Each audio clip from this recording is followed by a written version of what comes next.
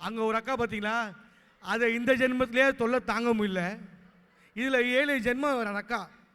ஆனால் அப்படி இருந்தாலும் பல பெண்கள் கை தூக்குனாங்க. ஒரு பெரிய கிளாஸ் கொடுங்க சார், பெண்களுக்கு கொடுங்க சார். அடா அடா அடா அடா. ஏன்மா இவ்வளோ பெண்கள் கை தூக்குனாங்க? ஏன்னா அவனை விட்டா வேற இழிச்சே அவன் கிடைக்க மாட்டான். எல்லா வேலையும் செய்வான். பால் வாங்கிட்டு வருவான், காய்கறி வாங்கிட்டு வருவான், வீட்டை பெருக சொன்னால் பெருகுவான், குழந்தை கழுவ சொன்னால் கழுவான். அதானக்கா கரெக்டா? அப்படிலாம் பண்ணுறது இல்லையா? எங்க உங்கள் வீட்டுக்காரர் எங்கக்கா? தெரியுதே, கடைசியில் உட்கார வச்சுக்கிறீங்க வீட்டுக்கார. பாருங்க, அந்த மனுஷனை காலையிலேருந்து கஷ்டப்பட்டு லாஸ்ட் சீட்டில் உட்கார வச்சுட்டு இதில் இல்லையா? தெரியுது. இந்த அக்காலாம் பாருங்க, இப்போ பாருங்க. ஹேர் ஸ்டைல் தெரியுதுக்கா, புரியுதுக்கா. ஏன்னா இன்றைக்கி எல்லார் கையிலையும் பார்த்தீங்கன்னா ஃபோனு, செல்லு இல்லாமல் கூட இருப்பாங்க. யாரா பல்லு இல்லாமல் இருக்காங்களா? இல்லை. நெத்தியில் பொட்டு இல்லாமல் கூட இருப்பாங்க. ஃபோனில் நெட்டு இல்லாமல் ஆள் இருக்காங்களா? எப்போ பார்த்தாலும் ஃபோனு, நிற்கும் போது ஃபோனு, உட்காரும் போது ஃபோனு, நடக்கும்போது ஃபோனு. சில பேர்லாம் பாத்ரூம்லேயே ஃபோன் வச்சு தான் போகிறானுங்க. கரெக்டா ப்ரோ? அவர் கை தூர பச்சை கருப்பு சட்டை பார்த்தீங்கன்னா கரெக்டாக தூக்குறாரு பாத்ரூம்லேயே. ஏன்னா ஆண்கள் நிம்மதியாக இருக்கிற ஒரே இடம் அந்த பாத்ரூம் தான். பாருங்க அந்த கிளாப்ஸை. அடா அடா அடா அடா. அதனால தான் ஃபோனோடு போயிடுது. எனக்கு தெரிஞ்சு ஒருத்தன் ஏரியாவில், நம்ம ஊடு மத்தா இருக்குல்ல, ஊது மத்தா, அந்த ஏரியாவில் பார்த்தீங்கன்னா ஒருத்தன் ஃபோன் பேசும்போது நடந்துக்கிட்டே பேசுவான். உண்மையிலேங்க வாக் பண்ணிக்கிட்டே பேசுவான். ஏன் தெரியுமா? ஏன்னா அந்த ஏரியாவில் அவனுக்கு செல்வாக்கு அதிகமாக. தட்டலாம் அந்த இடத்துல செல்வாக்கு அதிகமாக. ஒருத்தன் எப்பயுமே இப்போ இது செல்லு பார்த்துக்கிட்டே இருந்தால் பார்சல்லு இந்த மாதிரி நடுவில் நடக்கும். பதட்டமாகக்கூடாது, கை தட்டினோம் இடத்துல, தைரியமாக தட்டினோம். எந்த ஒரு எப்பயுமே நான் சில நேரத்தில் நடக்கும், அதெல்லாம் நீங்கள் அசால்ட்டு பண்ணி ஹேண்டில் பண்ணணும். பட் இருந்தாலும் இந்த மாதிரி இதை ஏன் சொல்கிறேன்னா, ஒரு வீட்லேயும் ஒரு மாதிரி இருக்கும். சில பேர்லாம் ஃபோன் பேசுறதை பார்த்துருக்கீங்களா? அன்றைக்கி ஒருத்தர் டிவி பார்த்துட்டு திடீர்னு ஃபோன் எடுத்துன்னு 3வது மாடிக்கு போகிறாரு. பின்னாடியே அவன் பையன் போயிட்டு, அப்பா அது டிவி ரிமோட்டு, ஃபோன் எது ரிமோட் எதுன்னு தெரியல, கொடுப்பான்னு வாங்கிட்டான். அந்த அளவுக்கு பரபரப்பு. ஃபோனு முன்னாடிலாம் ஒரு செல் ஊறினா அம்மிப்பா தான், இப்போ ஒரு செல் ஊறினா மனுஷன் சார். ஒரு செல்லோடு தான் இருக்கான். கரெக்டாக சார்? அங்கே பார்த்தீங்கன்னா 2 செல் ஊறியான். 2 மொபைல் யூஸ் பண்ணுறீங்களா? 2 மொபைல் மட்டும் தானே 2? எல்லாத்துலேயும் 2 போகக்கூடாது தம்பி, அதோடு நிறுத்திக்கணும். ஏன்னா அந்த மாதிரிலாம் மொபைல் முன்னாடிலாம் கால்ஸ் பண்ண யூஸ் பண்ணுவாங்க, இப்போ ரீல்ஸ் பண்ண தான் யூஸ் பண்ணிட்டு இருக்காங்க மொபைலில். ஏதாவது ஒரு சாங்கை போட்டு ரீல்ஸ் பண்ணுறது. முன்னாடி வீட்டில் குக் பண்ணி சாப்பிடுவாங்க, இப்போ ஃபோனில் புக் பண்ணி தான் சாப்பிட்றாங்க. சமைச்சு தட்டில் போடுவாங்க, இப்போ சமைச்சு நெட்டில் போட்டுட்ருக்காங்க. தட்டலாம் இந்த இடத்துல. அந்த தத்துவத்துக்காக அவர் அங்கே பாருங்கள், அந்த மாதிரிலாம் இருக்குது. பட் இருந்தாலும் இந்த இடத்துல முக்கியமாக இன்னொரு நபரை கூப்பிட போகிறேன். அவர் யாருன்னு பார்த்தீங்கன்னா, நீங்கள் எல்லாம் பூவே பூச்சுடவா சீரியல் பார்த்துருப்பீங்க, செம்பருத்தி சீரியல் பார்த்துருப்பீங்க. இதில் எல்லா சீரியலும் அவர் போகாத டிவியே கிடையாது, எல்லா டிவிலையும் பர்ஃபார்மன்ஸ் பண்ணியிருக்காரு. நம்ம திருட்டுக்கொட்டு திவாகர் அவர்களை வருக நான் வரவேற்கிறேன். வாங்க திவாகர், ஒரு பெரிய அரங்கம் நிறைந்த கிளாஸை கொடுக்கலாம். வணக்கம் வணக்கம் வணக்கம். பாருங்க, உண்மையிலேயே ரொம்ப பெருமைக்குரிய விஷயம். தங்கதுரை, உலகத்தில் எங்கெங்கெல்லாம் மனிதர்கள் இருக்கிறார்களோ அங்கெங்கெல்லாம் தமிழர்கள் இருப்பார்கள். கடல் கடந்தும் தமிழ் வாழும். உலகத்தில் எங்கெல்லாம் தமிழர்கள் இருக்கிறார்களோ அங்கெல்லாம் எங்களுடைய ரசிகர்கள் இருப்பார்கள்.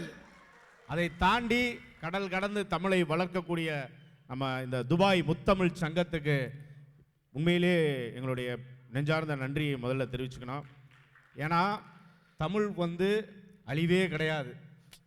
100 ஆண்டு 1000 ஆண்டுகள் எங்கிருந்தாலும் வளர்க்கக்கூடிய இந்த நல்ல உள்ளங்கள் நம்ம துபாய் மக்கள் நீங்கள் இருக்கிற வரைக்கும் இது எப்பொழுதுமே வெற்றி தான். கண்டிப்பாக இந்த மாபெரும் 35வது தீபாவளி கொண்டாட்டம் அந்த முத்தமிழ் சங்கம் நடத்துகிற விழாவில் நான் கலந்துட்டது ரொம்ப பெருமையாக நினைக்கிறேன். இந்த நேரத்தில் இங்க ஒரு சொல்லி ஆகணும். சொல்லுங்க தங்கதுரை. நம்ம நேல்கள் ரவி சார் வந்திருக்காரு. சார் அவரு சார் நிலகல் ரவி சார் தான் இன்னைக்கு நம்மளோட சிறப்பு விருந்தினரே சார் தான். சார் அண்ணாமலையிலிருந்து இன்னைக்கு எல்லாரும் நம்ம ரசிக்கக்கூடிய கேஜிஎஃப்ல அவருடைய குரல் தான் உலகமெல்லாம் ஒழிச்சிட்டு இருக்கு. உண்மையிலேயே வாழ்த்துக்கள் சார் நிலகல் ரவி சார். எந்த ஒரு கதாபாத்திரம் பண்ணாலும் அந்த கதாபாத்திரத்தில் ஒரு சிறப்பாக வித்தியாசமான ஒரு பர்ஃபார்மன்ஸை பண்ணல நிலகல் ரவி சார் எங்களுக்கெல்லாம் ஒரு பெருமையான விஷயம். அவரு கூட நாங்கள் இன்னைக்கு வந்திருக்கிறதுல ரொம்ப ரொம்ப நன்றி சார்.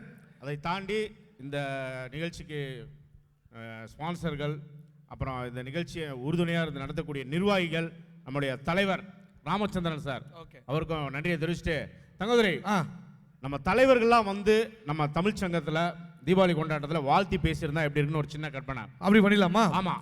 ஃபர்ஸ்ட் அப்போ ஆடியன்ஸ் இல்லை, உங்களுக்கு எந்த ஆர்டிஸ்ட் பிடிக்கும், எந்த ஹீரோ? கவுண்டமணி. அப்புறம் கவுண்டமணி வருவார். வேற அடுத்து போண்டாமணியா? நிறைய பக்கத்து பார்சலா? யோகி பாபு. ஆகா ஆகா ஆகா. டைமண்ட் பாபு. வேற யார் சார்? யார் யாரு? யாரு? திரிசாவா? வடிவேலு. வடிவேலு. அட அட அட. அங்க வேற வேற இல்ல.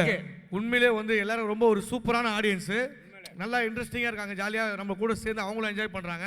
கண்டிப்பா. ஃபர்ஸ்ட் நம்ம நீங்க சொன்ன மாதிரி புரட்சி தலைவர் எம்ஜிஆர் வந்து ஓகே இங்க வந்து பேசியிருந்தாருன்னா, தம்பி சிரிப்பதற்காக நேரம் ஒதுக்குங்க, அது இதயத்துக்கு ஆசை. சிந்திப்பதற்காக நேரம் ஒதுக்குங்க, அது அறிவுக்கு வளர்ச்சி. உழைப்பதற்காக நேரம் ஒதுக்குங்க, அது வெற்றியின் விலை. சமுதாயத்துக்காக நேரம் ஒதுக்குங்க, அது சகாப்தத்தின் எழுச்சின்னு கூறி விடைபெறேன். தட்டுங்க தட்டுங்க. நீங்க தட்டு தட்டு அந்த அண்ணாவுக்கே கேட்கணும். அது மட்டும் இல்லாமல் நம்ம துபாய் முத்தமிழ் தமிழ்ச்சங்கம் நடத்தக்கூடிய இந்த மாபெரும் விழா வெற்றி அடையணும்னு சொல்லி விடைபெறுகிறேன். நன்றி, வணக்கம். Super super super. MGR sir வந்துட்டாரு, முன்னாள் முதலமைச்சர். அதுக்கப்புறம் நம்ம முக்கியமான முத்தமிழ் அறிஞர், முன்னாள் முதல்வர் டாக்டர் கலைஞர் அவர்கள் வந்து பேசினார்னா, அன்பார்ந்த பெரியோர்களே, தாய்மார்களே, என் உயிரினும் மேலான அன்பு உடன்பிறப்புகளே, தேனாறு பாய்கின்றது, செங்கதிர் சாய்கின்றது, வடக்கு வாழ்கிறது, தெற்கு தேய்கிறது என்ற நிலை மாறி தற்பொழுது தமிழகம் வளமையான பாதையிலே சென்று கொண்டிருக்கிறது என்றால் அதற்கு காரணம் நம்முடைய முக்கியமான தமிழர்கள் என்பதை நாம் மறந்துவிடக்கூடாது. அத்தகைய உழைப்பு உழைப்பு உழைப்பு என்பதை பற்றி கடல் கலந்து உலகளவில் வெற்றியை நாட்டிக் கொண்டிருக்கும் அன்பு உள்ளங்களுக்கு என்னுடைய நன்றினை உறுத்தாக்கி இந்த முத்தமிழ் சங்கம் மாபெரும் வெற்றி அடைய வேண்டும் என்று கூறி வாய்ப்புக்கு நன்றி பாராட்டி விடைபெறுகிறேன். நன்றி, வணக்கம். Super super super super sir. முத்தமிழ் அறிஞர் கலைஞர் ஐயா பண்ணீங்க, அதே மாதிரி முன்னாள் முதல்வர் செல்வி ஜெயலலிதா அம்மா வாய்ஸ் பண்ணீங்கன்னா டிஃப்ரெண்டாக இருக்கும். கண்டிப்பா கண்டிப்பா.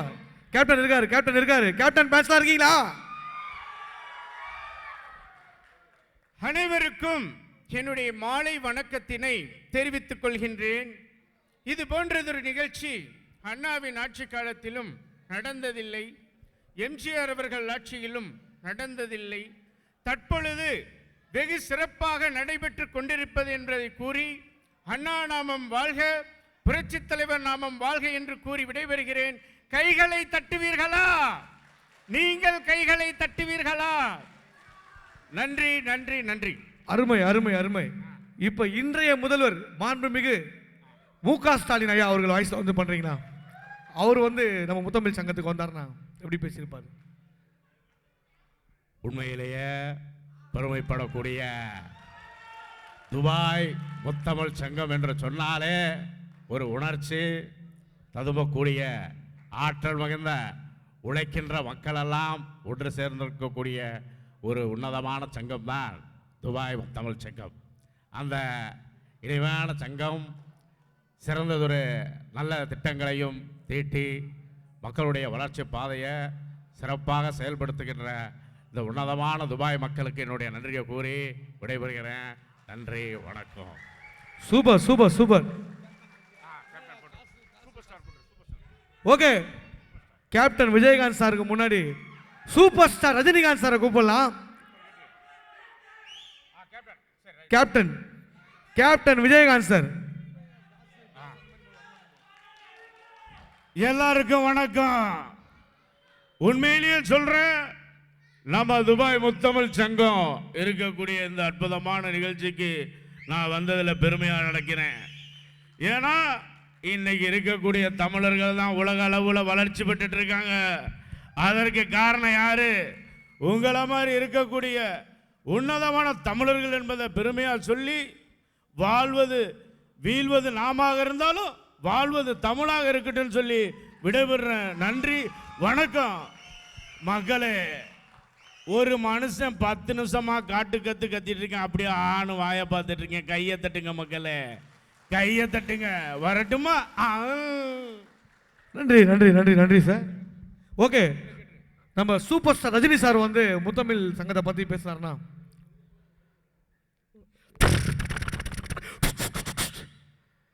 உண்மையிலேயே சொல்கிறேன், டெஃபினட்டாக நம்ம துபாய் தமிழ் சங்கம் நடத்தக்கூடிய இந்த தீபாவளி சிறப்பு நிகழ்ச்சியில் நான் வந்து ரொம்ப சந்தோஷப்படுறேன். இங்கே இருக்கக்கூடிய மக்கள் ஒரு சாதாரண உழைப்பில், கடினமான உழைப்பை பெற்று அவங்களுடைய முன்னேற்றத்தில் இல்லாமல் நம்ம நாட்டுக்கும் இல்லாமல் மற்ற நாட்டுக்கும் பெருமை சேர்த்துட்டு இருக்காங்க. ஸோ டெஃபினட்டாக பெரிய அளவில் வளர்ச்சி பெறணும் அப்படி சொல்லி எல்லாம் உள்ள ஆண்டவனை வேண்டி விடைபெறேன். நன்றி, வணக்கம், பாய், தேங்க்யூ. சார் சார் நீங்கள் துபாய்க்கு வந்திருக்கீங்க. நம்ம பராக் ஹோட்டலுக்கு வந்து நம்ம கண்ணன் ரவி சார் நடத்திட்டு இருக்காரு. அந்த ஹோட்டலில் சாப்பிட்டு வந்தீங்கன்னா அதை பற்றி டெஃபினட்டாக அதாவது திரைத்துறையில் இல்லை, கலைத்துறை இல்லை, ப்ளஸ் தொழிலதிபர்களாக இருக்கட்டும். ஸோ யார் வந்தாலும் அவங்கள உபசரிக்கிறதுல ஒரு சிறந்த மனிதர் அப்படி சொன்னால் நம்ம கண்ணன் ரவி தான். அவரை கண்ணன் ரவி அப்படின்னு சொல்கிறத விட கர்ணன் ரவின்னு சொல்லலாம் டெஃபினட்டாக. ஸோ அந்த அளவுக்கு நிறைய திட்டக்குடியில் பிறந்தாலும் பல திட்டங்களை தீட்டி மக்களை பெரிய அளவில் மென்மேலும் வளர்க்கணும் அப்படி சொல்லி செயல்படுத்த இருக்கக்கூடிய நல்ல மனசுக்கு என்னுடைய நன்றியை தெரிவிக்கிறேன். அது மட்டும் இல்லை, ஏஆர்ஜி அப்படின்னு சொன்னாலே எனர்ஜி வருது இல்லை? Super sir, super sir, super sir. So நன்றி நன்றி நன்றி நன்றி. Thank you sir, thank you sir, thank you sir. ஒரு பெரிய கைத்தட்டல் கொடுங்க திவாகருக்கு. ஏன்னா மிமிக்ரியில் வந்து வேற லெவல் பண்ணிட்டாரு. இப்போ திவாகரோட அருமை பெருமைகள்லாம் சொல்லணும் நம்ம. ஏன்னா உண்மையிலே வந்து இப்போ ஒரு படத்தில் செகண்ட் ஹீரோ நடிச்சிட்டு இருக்காரு, கைத்தட்டலாம். அந்த படத்தில் ஒரு செகண்ட் தான் வருவார், அந்த மாதிரி ஒரு நடிகர். அது இல்லாமல் இப்போ ஒரு படம் ஒன்று கமிட் ஆகிருக்காரு. அந்த படத்தோட டைட்டில் சொல்லலாமா சார்? சொல்லுங்கள், சொல்லலாம், விடவா போகிறீங்க? ஒரு புது படம் வந்து கமிட் ஆகிருக்காரு. படத்தோட டைட்டில் வந்து பார்த்தீங்கன்னா கோங்கரா சட்னி கொழுந்தியா பட்னி. அந்த படத்தில் தான் சைன் பண்ணியிருக்காரு. அது இல்லாமல் இப்போ டைனோசரை வச்சு ஒரு படம் பண்ணுறாரு. ஆமாம், டைனோசரை வச்சு இப்போ வந்து அந்த படத்தோட டைட்டில் சொல்லலாமா? சொல்லுங்கள் சொல்லுங்கள் சொல்லுங்கள். சொல்லலாமா சார்? சவுண்டே காணுமே. அந்த படத்தோட டைட்டில் என்னன்னா டைனோசர் குட்டி அக்குள்ள கட்டி. அதுக்காக ரிஸ்க் எடுத்து நடிச்சிருக்காரு. ஒரு நல்ல ஒரு நகைச்சுவை கலைஞர். இன்னும் நிறைய படங்கள்லாம் பண்ணிட்டு இருக்காரு. அது மட்டும் இல்லாமல் இவர் போகாத நாடே கிடையாது. பிரான்ஸ், ஜப்பான், அமெரிக்கா, அது இல்லாமல் பல உலக நாடுகள், சைனாவுக்கு போயிருக்கீங்க, சைனா, செட்டிநாடு, இந்த மாதிரி பல நாடுகள் போயிட்டு நிறைய ப்ரோக்ராம்லாம் பண்ணிட்டு வந்திருக்காரு. திவாகரை பற்றி நிறைய சொல்லிகிட்டே இருக்கலாம். அதுக்கு முன்னாடி நீங்கள் எல்லாம் பாகுபலி படம் பார்த்தீங்களா? பாகுபலி எல்லாரும் பார்த்துருக்காங்க. பாகுபலியில் இவர் நடிச்சதை பார்த்துருக்கீங்களா? பார்க்கலையா? அந்த காலகையன் வருவார்ல, காலகையன் குதிரையில். அப்போ காலகையன் வந்து குதிரையில் கத்துவா அப்படின்னு வருதுமா. அப்போ கத்தும் போது பின்னாடி 10வது குதிரையில் ஒருத்தன் உக்காண்டிருப்பான்ல, அவர் இல்லை, அந்த குதிரை காலடியில் கீழே விழுந்து கிடப்பாரு. ஸோ அந்த ஷாட்டில் தெரியல இவர். அந்த மாதிரி ஒரு நல்ல ஒரு மனிதர், ஒரு நகைச்சுவை நடிகர். தங்கதுரையை பற்றி நான் ஒரே ஒரு வார்த்தை சொல்லலாம். தங்கதுரை வந்து ஒரு புக் எழுதியிருக்காரு. தங்கதுரை